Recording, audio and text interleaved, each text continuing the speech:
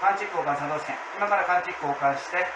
作動試験を行います。なお、こちらの警戒区域は2回の警戒区域になるんですが、点検状況明度のセッティングにしていますので、こちらの感知で発行すると2回ディンディンと小刻みに音が鳴ります。